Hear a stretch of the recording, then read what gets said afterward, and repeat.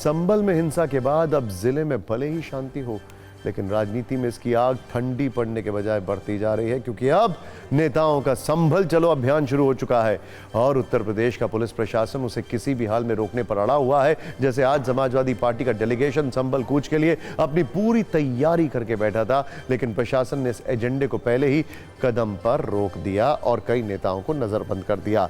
इनमें यूपी के नेता प्रतिपक्ष माता प्रसाद पांडे से लेकर एसपी प्रदेश अध्यक्ष श्यामलाल पाल तक का नाम शामिल है। आज इन नेताओं को पुलिस ने लखनऊ से ही नहीं निकलने दिया। इसके अलावा बरेली समेत दूसरे भी कई शहरों में समाजवादी नेता हाउस अरेस्ट किए गए और यह देखकर पार्टी के अध्यक्ष अखिलेश यादव का पारा चढ़ गया और उन्होंने तुरंत इस पर अपना गुस्सा दिखाया। अखिलेश यादव ने इसे शासन और सरकार के प्रबंधन की नाकामी बताया और लिखा कि अगर सरकार दंगा फसाद और उन्मादी नारे लगाने वालों पर इस तरह के प्रतिबंध लगाती तो संभल में माहौल बिगड़ता ही नहीं। अखिलेश ने संभल में ऊपर से नीचे तक पूरे प्रशासन पर साजिशन लापरवाही के लिए कार्रवाई करने की मांग की है। साथ ही यह भी लिखा है कि संभल के प्रशासन पर हत्या का मुकदमा चलाया जाना चाहिए। हालांकि संभल में पुलिस प्रशासन के सामने अपनी चुनौतियां हैं और उसने यह कमिटमेंट कर लिया है कि वो फिलहाल किसी भी हाल में नेताओं के संभल चलो अभियान को सफल नहीं होने देगी। लेकिन समझिए प्रशासन नेताओं को संभल पर नो एंट्री का बोर्ड क्यों दिखा रहा है। दरअसल संभल में हिंसा के बाद से 10 दिसंबर तक धारा 163 लागू की गई है। धारा 163 लागू होने की वजह से संभल में कहीं भी भीड़ के जमा होने पर रोक है। संभल में बाहरी लोगों के प्रवेश की पाबंदी को बढ़ाकर अब 10 दिसंबर तक कर दिया गया है और प्रशासन ने साफ कह दिया है कि जरूरत पड़ने पर इस रोक को 31 दिसंबर तक बढ़ाया जा सकता है। इसके अलावा कल ही सुप्रीम कोर्ट ने यूपी सरकार और संभल प्रशासन को शांति व्यवस्था सुनिश्चित करने को कहा है। हालांकि एसपी डेलीगेशन को रोकने पर समाजवादी पार्टी ने यह आरोप लगाया है कि यूपी सरकार संभल का कोई बहुत बड़ा सच देश से छिपा रही है।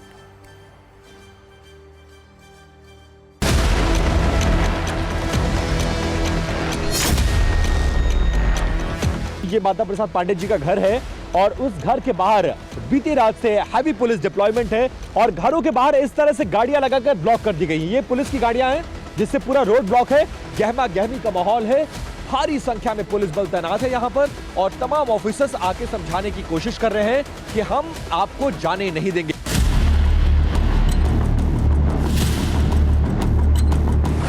क्या करें, हम लोगों को तो घेरे हैं, निकलने नहीं दे रहे हैं। घर पर है, निकले थे, गाड़ी चारों तरफ लगा दी रास्ते में अपनी पुलिस की। तो ये जा रहे हैं दिल्ली।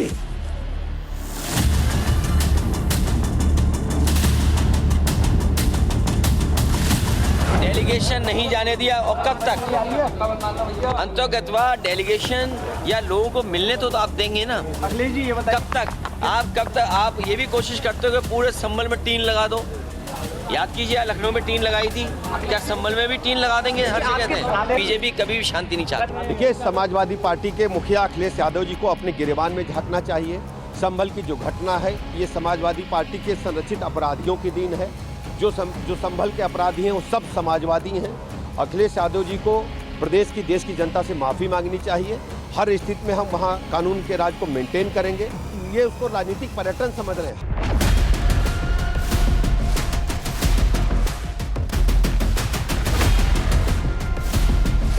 जवाब दें क्यों रोक रहे हैं, क्या मतलब बनता है हमें जाने से। हम वहाँ पे अपने लोगों के दुख दर्द में शरीक होना चाहते हैं।